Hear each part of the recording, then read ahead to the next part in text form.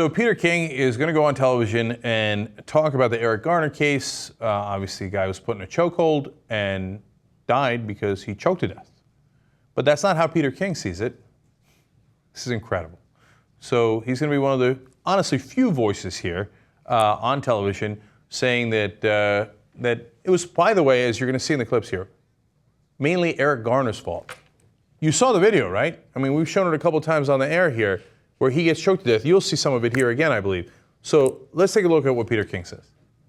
First of all, the death was tragic, and our hearts have to go out to the Garner family. Having said that, I do not believe, I feel strongly that the police officer should not have been indicted.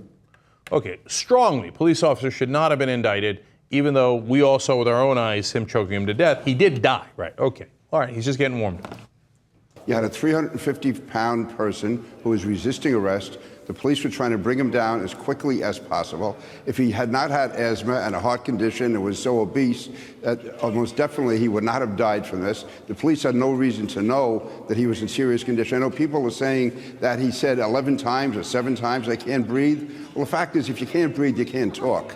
And if you've ever seen anyone locked up resisting arrest, and I've seen it, and it's been white guys, and they're always saying, you're breaking my arm, you're choking me, you're doing this. So police hear that all the time. They, in this case, a chokehold is not illegal. It is against department regulations, but as you look carefully, I don't think it was an intent to put him in a chokehold because he does move the baton as he brings him down. So this guy's out here defending what just happened there. He says it was not his intent to put him in a chokehold. Then why did he put him in a chokehold and not let go? He says, well, you know, it's a well-known fact that if you can speak, then that means you can breathe, except for the fact that he stopped breathing and then died. See, that's not conjecture, that's not a theory. The man is dead. The medical examiner said it was because he was choked to death and ruled it a homicide. And now this guy's going to go on TV and say, well, Eric Garner was fat. As I said before about Republicans, when you think you've hit the bottom of the barrel, nope, they can go lower. Here's more from this clown. Also, people are saying very casually that this was done out of racial motives or violation of civil rights. There's not a hint there that anyone used any racial epithet. And also what's not mentioned is the senior officer on the spot who was there at the location was an African-American female sergeant. So I don't know where the racial angle comes in. I have no doubt if that was a 350-pound white guy, he would have been treated the same. And the reason the police were there is Tompkinsville is primarily a minority area. The local business people were complaining about Garner, who was constantly selling cigarettes outside their establishments, and he was creating a problem in the neighborhood. It was at the request of the community. The people in that minority community who went to police headquarters who wanted the police out there to remove him. So this was not any attempt by the cops to harass some guy for selling cigarettes. It was the request of the community that it be done, and this was a minority community. You see, they were just helping the minority community as they choked a black man to death. See, you see how helpful they were, and you guys are still complaining? Now, there's some chance that in a minority community, not all the local businesses are owned by minorities.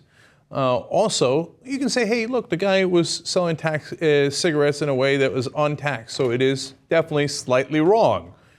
That doesn't mean that you should choke him to death. I don't think the community called the cops and said, hey, there's a guy out here selling loose cigarettes. Can you murder him? I don't think that's the call they got. Unabated, Peter King continues. And I think it should also be kept in mind, Wolf, that no one has done more to save the lives of young African Americans than the NYPD. There are thousands of young African Americans alive today because white and black police officers put their lives on the line every day, going into the toughest neighborhoods to protect them. The greatest beneficiaries of the NYPD are the African American community. Yeah, greatest beneficiaries. I don't know why Eric Garner and his family aren't so grateful for all the benefits that they have received from the NYPD.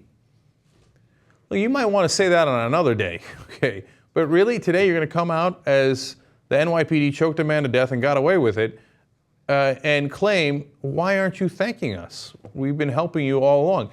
Now, if that was really the case, do you think that all African Americans would be protesting all this time and all across the country and all these different places, including New York?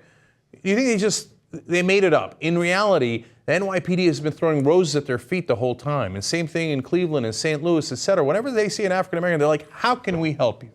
Okay, we're here to serve you. And they were treated that way all along, but then there's a couple of cases and they decided, you know what, we're going to be so ungrateful, we're going to go ahead and protest, right? And we're going to get angry at the cops.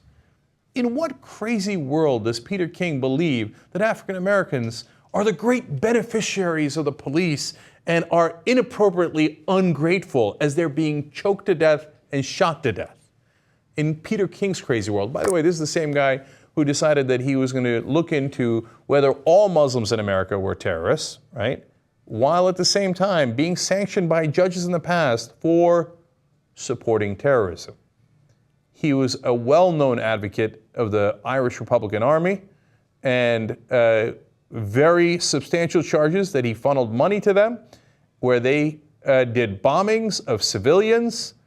And Peter King has the temerity to talk about terrorism, to talk about how we should follow the rule of law. You've been sanctioned in the past for supporting terrorists, and you're still talking.